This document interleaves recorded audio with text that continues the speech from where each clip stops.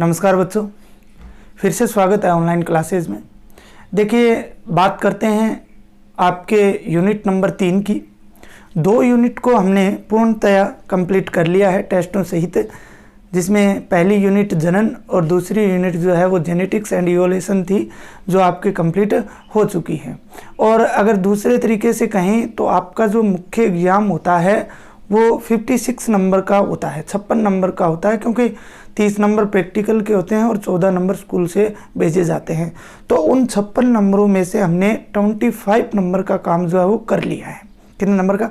25 number का जो काम है वो 2 यूनिट में कंप्लीट हो गया है। कैसे?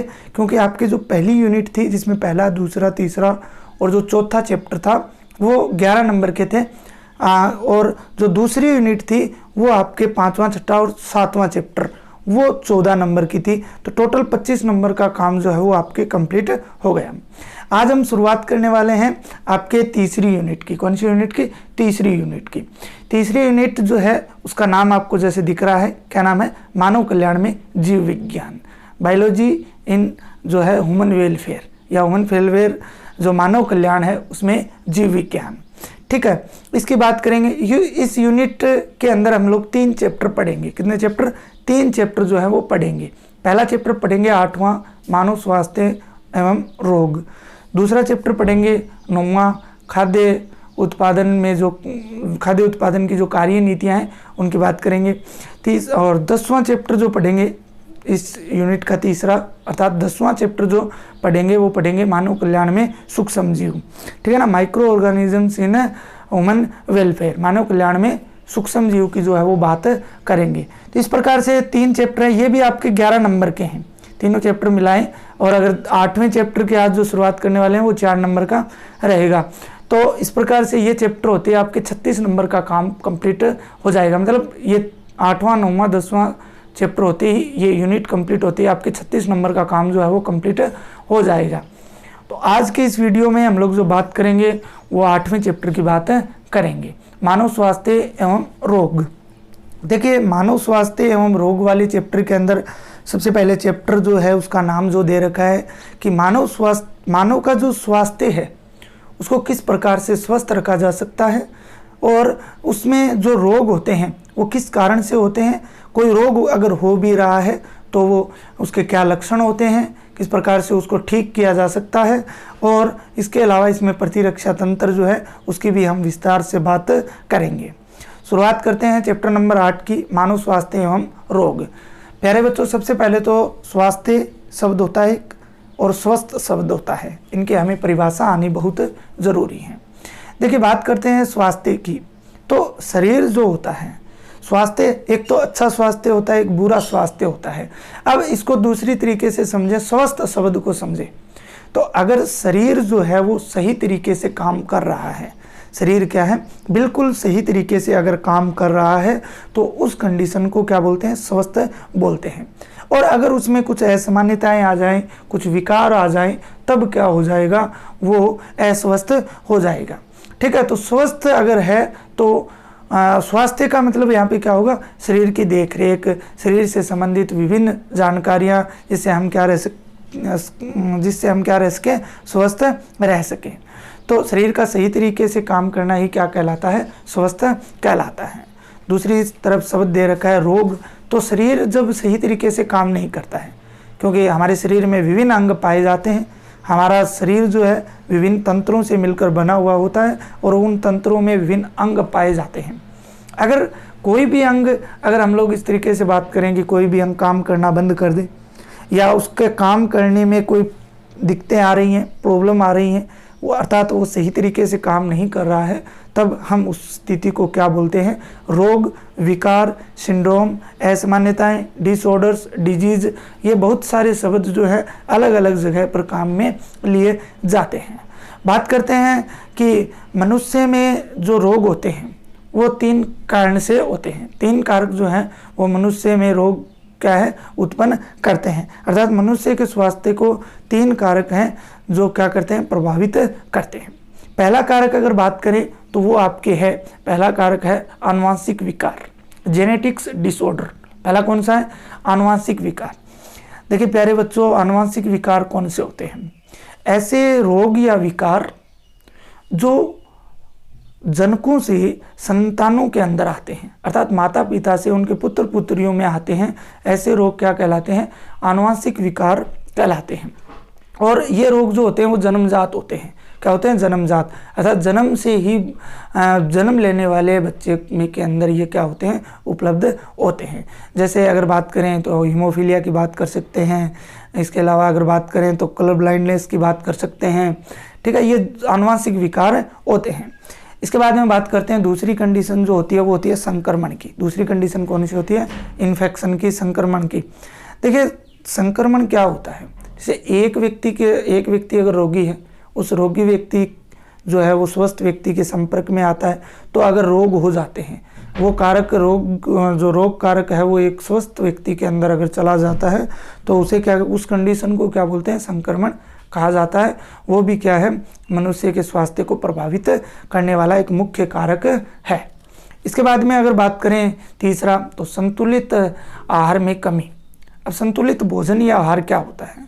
संतुलित भोजन वह भोजन होता है जिसमें अगर हम लोग बात करें तो संतुलित भोजन ऐसा भोजन होता है जिसमें प्रोटीन भी हो, पर्याप्त मात्रा में प्रोटीन भी हो, पर्याप्त मात्रा में विटामिन भी हो, पर्याप्त मात्रा में उसमें खनिज लवण भी हो। ठीक है, ये जो प्रमुख खनिज तत्व है जो हैं वो भी उसके अंदर हो, तो वो क्या होता है?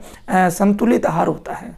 अब अगर हम लोग संतुलित आहार नहीं ले रहे हैं, केवल वसा वाला आहार ले रहे हैं, तो भी वो एक क्या है? हमारे स्वास्थ्य को प्रभावित करेगा। प्रोटीन ज़्यादा ले रहे हैं, विटामिन ज़्यादा ले रहे हैं, तो वो काम की बात नहीं है। वो भी हमारे स्वास्थ्य को क्या करते हैं? प्रभावित करते हैं। तो संतुलित आहार में कमी होना भी हमारे स्वास्थ्य को प्रभावित करने वाले कारकों में एक मुख्य कारक है। तो ये 3 प्रकार के जो कारक हैं हमने पढ़े। इसके बाद हम बात करते हैं मनुष्य में होने वाले रोगों के समूह है। मनुष्य में होने वाले रोगों के समूह, ग्रुप्स। देखिए मनुष्य में 2 प्रकार के रोग होते हैं। वैसे तो आनुवंशिक विकार है तीसरा, वो तो आपको मैंने बता दिया एक कारक के रूप में। वैसे 2 मुख्य समूह होते हैं। कितने समूह होते हैं? 2 मुख्य समूह होते हैं। और वो पहला कौन सा होता है? संक्रामक रोग, और दूसरा जो होता है वो होता है असंक्रामक रोग। पहला कौन सा होता है? संक्रामक रोग, दूसरा होता है असंक्रामक रोग। संक्रामक रोग की अगर बात करते हैं तो ये ऐसे रोग होते हैं जो एक रोगी व्यक्ति से स्वस्थ व्यक्ति में फैल जाते हैं, अर्थात एक व्यक्ति से दूसरे व्यक्ति के अंदर क्या होते हैं? फैलते हैं। ऐसे रोग क्या कहलाते हैं? संक्रामक रोग कहलाते हैं। जैसे जुखाम है, ठीक है ना। इसके अलावा अगर बात करें तो एड्स रोग है, ठीक है, और भी बहुत सारे रोग हैं, हम पढ़ेंगे आगे। तो वो क्या है? संक्रामक रोग होते हैं। इसी प्रकार अगर बात करें दूसरे समूह की तो वो होता है असंक्रामक। कौन सा होता है? असंक्रामक। तो असंक्रामक रोग ऐसे होते हैं जो एक व्यक्ति से दूसरे व्यक्ति में नहीं फैलते हैं, चाहे उसके कितना ही संपर्क में रहा जाए, वो एक व्यक्ति से दूसरे व्यक्ति में नहीं फैलते हैं, जिन्हें क्या बोला जाता है? असंक्रामक रोग जो है वो कहा जाता है। ठीक है, असंक्रामक रोग के उदाहरण की जैसे कैंसर है, वो एक व्यक्ति को हो जाए तो दूसरा व्यक्ति उसके कितना ही संपर्क में रहे, वो रोग उसको नहीं होगा। तो जैसे कैंसर का उदाहरण मैंने आपको दिया। तो ये आपके इस चैप्टर का जो शुरुआती वाले जो टॉपिक थे उनके बारे में हमने बात की। इसके बाद में हम लोग जो बात करेंगे वो करेंगे, एक शब्द आता है रोगजनक। क्या आता है? शब्द आता है रोगजनक, पैथोजेंस जिसे बोला जाता है। अर्थात रोग फैलाने वाले कारकों को क्या बोला जाता है? रोगजनक कहा जाता है। जिनके कारण रोग फैलते हैं, जिनके कारण मनुष्य में रोग होते हैं, उनको क्या बोला जाता है?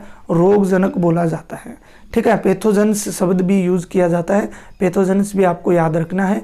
तो उन्हें क्या बोला जाता है? रोगजनक बोला जाता है। रोगजनक का मतलब जन्म देने वाले, रोगों को जन्म देने वालों को रोगजनक कहा जाता है। बात करते हैं जैसे जीवाणु हैं, विषाणु हैं, कवक हैं, ठीक है, ये सब क्या करते हैं? रोग फैलाने का काम करते हैं। ठीक है, इसके बाद हम बात करते हैं मनुष्य में होने वाले रोगों की।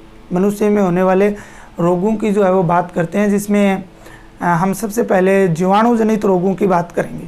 जीवाणु जनित का मतलब क्या है?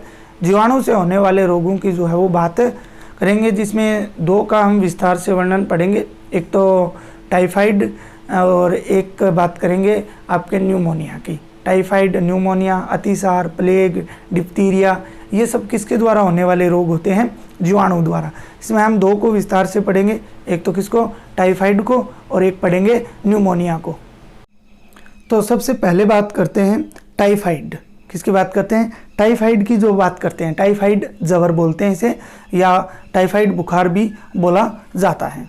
देखिए टाइफाइड की अगर बात करें तो इसे सामान्य भाषा में, सामान्य बोलचाल भाषा के अंदर इसे म्यादी बुखार भी बोला जाता है। क्या बोला जाता है?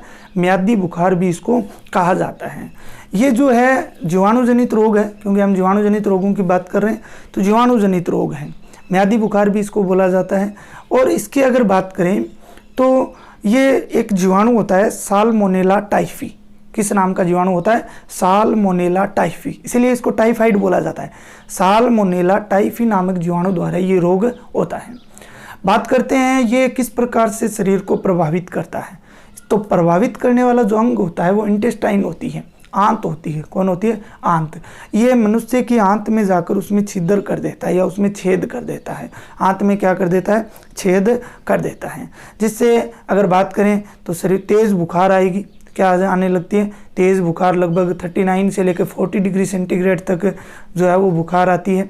इसके अलावा अगर हम लोग बात करें तो भूख नहीं लगती है बिल्कुल भी, ठीक है। सिर दर्द होने लगता है। क्या होने लगता है? सिर दर्द होने लगता है। कब्ज़ जो है वो बनी हुई रहती है, कब्ज़ जो है वो क्या है? बनी हुई रहती है, ठीक है। ये इसके कुछ मुख्य लक्षण हैं। इसके बाद अगर बात करें इस रोग के संचरण की अगर बात करें तो संचरण की अगर बात करें तो दूषित जल व भोजन का उपयोग करने से ये रोग होता है, क्योंकि ये जो बैक्टीरिया होता है साल्मोनेला टाइफी, ये दूषित जल एवं भोजन के अंदर रहता है, जिनके सेवन करने से ये शरीर में प्रवेश कर जाता है और आंत पर जाकर अपना ठीक जो है वो करता है। एक मेरी मेलोन नामक महिला थी जिसमें ये रोग जो है सर्वप्रथम खोजा गया था या पाया गया था। मेरी मेलोन नामक महिला थी, उसमें ये सबसे पहले खोजा गया था, और बाद में इस महिला ने कई वर्षों तक कई लोगों के अंदर इस रोग का जो है संचरण किया था। एक व्यक्ति से दूसरे व्यक्ति में इसको संचरण जो है वो किया था। बात करते हैं इस रोग का जो निदान है या परीक्षण जो है, पहचान जो है वो कैसे की जाती है। तो एक टेस्ट होता है, परीक्षण होता है, विडाल परीक्षण। कौन सा परीक्षण होता है? विडाल परीक्षण। उसके माध्यम से क्या किया जाता है? इस रोग का जो है वो परीक्षण किया जाता है। इसके बाद में बात करते हैं दूसरे रोग की, वो होता है न्यूमोनिया। कौन सा रोग है? न्यूमोनिया रोग। ये भी एक जीवाणुजनित रोग है और ये स्ट्रेप्टोकोक्स न्यूमोनी द्वारा होता है। कौन से जीवाणु द्वारा होता है? स्ट्रेप्टोकोक्स न्यूमोनी। कौन सा जीवाणु है? स्ट्रेप्टोकोक्स न्यूमोनी जीवाणु द्वारा ये रोग जो है वो होता है। या फिर अगर बात करें तो इसे बोल सकते हो हीमोफिल्स इन्फ्लुएंजी नामक जीवाणु द्वारा होता है। हीमोफिल्स इन्फ्लुएंजी नामक जीवाणु द्वारा होता है। इसमें अगर बात करें हम लोग जो प्रभावित अंग है, तो ये जो लंग्स हैं और जो वायु कुपिकाएँ होती हैं, फेफड़े और जो वायु कुपिकाएँ होती हैं उनको प्रभावित करता है। किसको? फेफड़े और वायु कुपिकाओं को ये क्या करता है? प्रभावित करता है। इसके बाद में अगर हम लोग बात करें तो रोग के लक्षणों की बात करें तो इसमें बुखार जो है वो सामान्य है, बुखार आएगी, सिर दर्द होने लगता है। इसके अलावा इसके अंदर ठंड भी लगती है, ठीक है। खांसी, छींक जो है वो शुरू हो जाती हैं। त्वचा व होठों पर नीले धब्बे हो जाते हैं। बहुत सारे लक्षण हैं, जैसे बुखार का आना, खांसी छींक का आना, इसके अलावा ठंड लगना।